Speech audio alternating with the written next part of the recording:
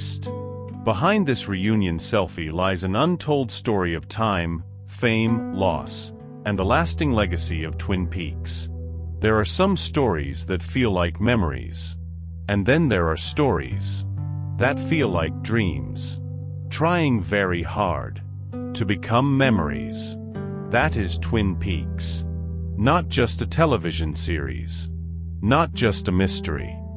Not just the story of a dead girl, a grieving town, a strange FBI agent, a red room, a ceiling fan, a cup of coffee, and the feeling that evil can smile while pretending to be ordinary. It is something rarer than that. It is a place people do not fully leave. They revisit it. They drift back into it. They quote it. They mourn it. They try to explain it, fail, and love it even more because of that.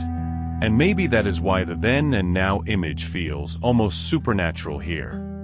Kyle MacLachlan standing beside the younger Dale Cooper. Still bright-eyed. Still precise.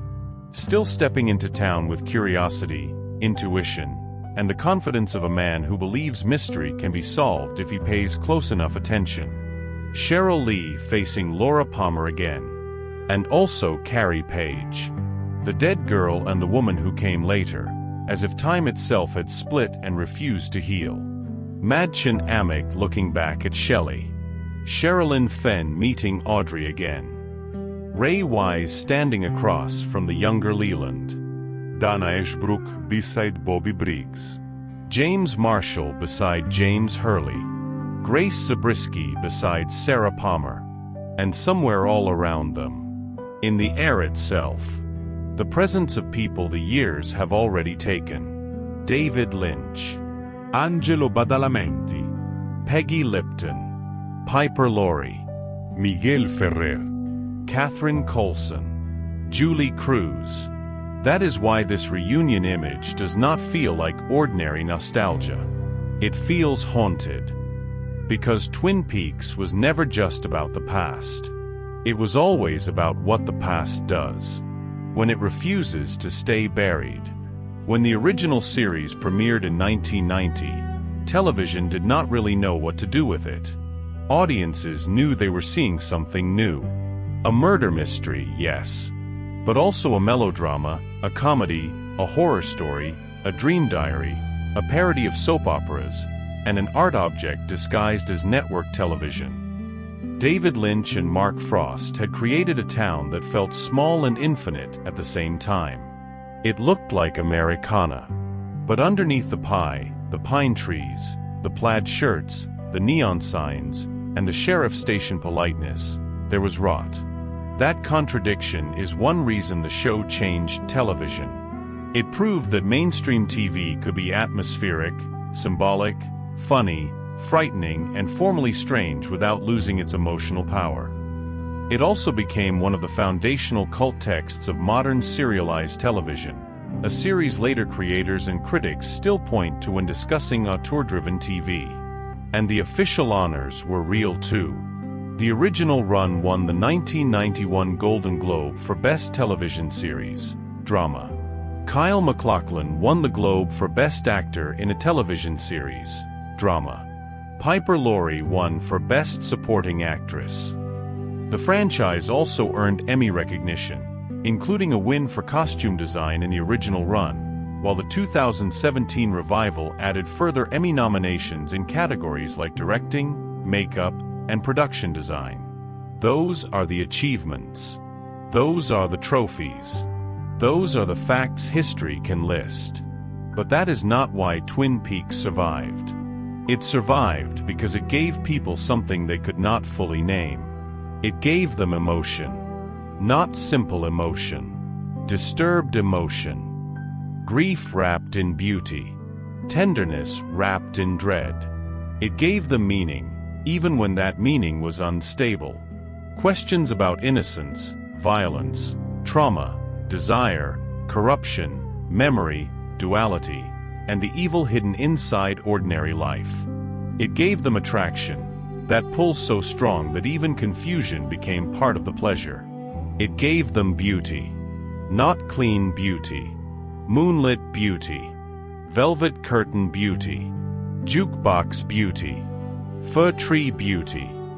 The beauty of tears in soft light and danger in warm rooms. It gave them connection, because somehow even at its strangest, it remained human. And it gave them afterglow, though in this case, maybe the better word is after-haunting. Because Twin Peaks does not end when the episode ends. It lingers like a sound in another room. That is why Dale Cooper matters so much. Kyle MacLachlan did not play Cooper as a standard detective. He played him like a man of pure attention. Polite. Observant. Open-hearted. Funny in a way that feels sincere, not mocking. Serious in a way that makes his wonder even more moving. Cooper loves coffee. He loves trees. He loves patterns. He loves intuition. He believes the world can speak if we listen carefully enough. And that is exactly why he breaks our hearts. Because Twin Peaks asks what happens when a man who believes in pattern meets a universe that may not care about resolution. MacLachlan remains active, with current work and appearances continuing into 2025 and 2026, and he remains one of the living faces most inseparable from the show's legacy.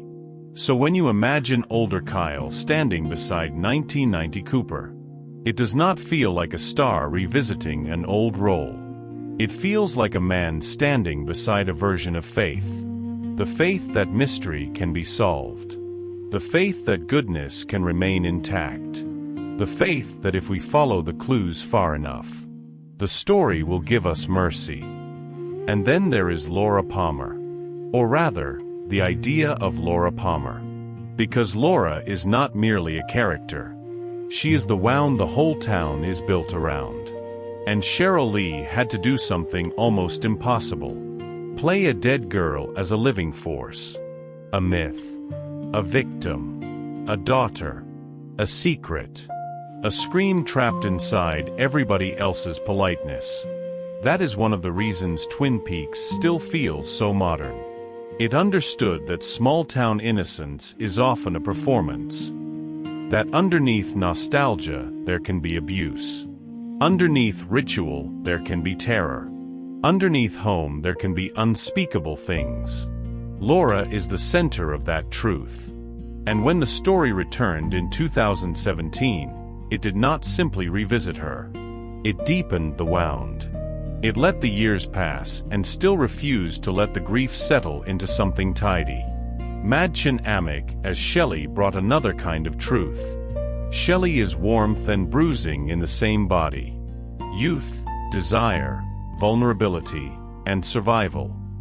She is one of the reasons the town feels alive rather than symbolic. Because Twin Peaks is not only dream logic and cosmic terror. It is also waitresses, gas stations, gossip, bad relationships, tired marriages, teenagers trying to become adults, and adults who never did. Amick remains active, with recent acting and directing work continuing through the mid-2020s. That makes Shelly's reunion image especially moving. She belongs to the old diner light of the original series, but the woman who played her kept moving through time. Sherilyn Fenn's Audrey Horne is another reason the show became immortal. Because Audrey is seduction, wit, melancholy, danger, youth, and performance all at once. She enters the story like mischief. But she becomes something sadder and more mysterious than that. Audrey is one of the faces of longing in Twin Peaks. Longing for adulthood. Longing for desire. Longing for power. Longing to matter. And because Fenn played her with so much intelligence and allure, Audrey stopped being just a local troublemaker in a mystery town. She became part of the show's dream logic. Sherilyn Fenn remains active too, with recent work still surfacing in film projects and genre storytelling. Ray Wise as Leland Palmer gave the series one of its greatest performances. Leland is grief turned theatrical. Grief turned frightening. Grief turned unbearable. Wise had to move between fatherhood, denial, horror, collapse, and possession without breaking the emotional truth of any of it. And that performance is one reason Twin Peaks is not just clever. It is devastating. Because even at its most surreal, it never stops asking a very real question. What does evil do to families? Not in symbolic terms only. In houses. In bedrooms. In memory. In the eyes of the people who survive it. Wise remains active, and his continued presence in public conversations around the series only deepens the feeling that Twin Peaks is still alive as a living cultural object, not merely an archived one. And then there is the music. Because no story like this could exist without sound. Angelo Badalamente's score did not just accompany Twin Peaks. It gave it weather. It gave it perfume. It gave it sorrow. Those notes made the town feel suspended between romance and dread. His Twin Peaks theme won a Grammy in 1991, and the music remains one of the most recognizable sound worlds in television history.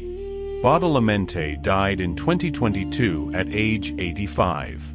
Julie Cruz mattered for the same reason. Her voice did not merely decorate the world. It floated above it like memory itself. When you hear her in relation to Twin Peaks, it does not feel like performance. It feels like atmosphere learning to sing. Cruz died in 2022 at age 65. And then there is David Lynch. You cannot speak about Twin Peaks without speaking about the strangeness of his gift. Lynch understood that terror does not always look monstrous. Sometimes it looks cozy. Sometimes it looks nostalgic. Sometimes it looks like a town that smiles while swallowing its own pain. He co-created Twin Peaks, directed its defining episodes, returned for the return, and shaped the visual and emotional grammar that made the whole thing feel like no other show. Lynch died in January 2025 at age 78. That fact changes the emotional weight of the reunion image immediately. Because now, imagining Twin Peaks then and now does not only mean seeing actors older. It means seeing a world after the loss of one of the minds that dreamed it into being. And there are other absences too. Peggy Lipton, who played Norma Jennings, died in 2019. Piper Laurie, unforgettable as Catherine Martell, died in 2023. Miguel Ferrer, who appeared in the 2017 return, died in 2017. Entertainment Weekly and People's 35th anniversary cast retrospectives also note other major losses across the wider cast, including Warren Frost, Catherine Coulson, and Jack Nance, while also observing that some central performers, like Michael Aunt Keane and Everett McGill, largely retired or stepped away from regular screen acting. That matters. Because when you ask, who is still active? And who has left the stage? Twin Peaks gives a deeply emotional answer. Kyle MacLachlan is still active. Madchen Amick is still active. Sherilyn Fenn still works. Ray Wise still works. Cheryl Lee, Dana Ashbrook, Harry Goes, Kimmy Robertson, and others remain visibly connected to the show's legacy through appearances and anniversary events. At the same time, some key names have pulled back from regular acting, and several beloved figures are now remembered in the past tense. That is exactly why the selfie with time concept fits Twin Peaks so perfectly. Because Twin Peaks was always about doubles. The self and the shadow. The home and the horror inside it. The dream and the wound beneath the dream. The smiling face and the secret life. So when the cast stands beside their younger selves, the image does not just show age. It shows the very theme of the show. Two versions. Two times. Two realities. One face looking at what it used to be. Now comes the larger question. Has anything surpassed Twin Peaks? If we are talking only about ratings at peak mainstream scale, yes. If we are talking only about awards totals, yes, there are bigger winners. If we are talking about shows that were easier to understand, easier to binge, easier to market, easier to summarize, of course. But if we are talking about influence, about atmosphere, about mystery as emotional texture, about the way a work can permanently alter what television is allowed to feel like, then Twin Peaks remains very hard to surpass. Because it did not just tell a story. It changed permission. It gave television permission to be artful and absurd, to be slow and funny and nightmarish and tender in the same breath, to let unresolved feeling become part of the form. That is a deeper kind of victory. Not the victory of plot, the victory of atmosphere. And that may be the value at the center of Twin Peaks. Not simply that evil exists. Not simply that innocence is false. Not simply that mystery is compelling. But that memory itself is unstable. That grief does not obey narrative. That trauma bends time. That the dead remain present. That a place can be beautiful and ruined at once. And that some questions are not meant to be solved cleanly, because the human heart itself is not clean. That is why people still return to Twin Peaks. For the coffee. For the pie. For the music. For the curtains. For Laura. For Cooper. For Audrey. For the giant sadness that lives under the beauty. And that is why, if one day the cast could truly gather in a single frame, if the living stood beside their younger selves, and the lost somehow hovered in the feeling of the image, it would not simply be a reunion photo. It would be a seance. A portrait of television meeting its own ghost. A portrait of youth meeting age. Of mystery meeting grief. Of performance meeting memory.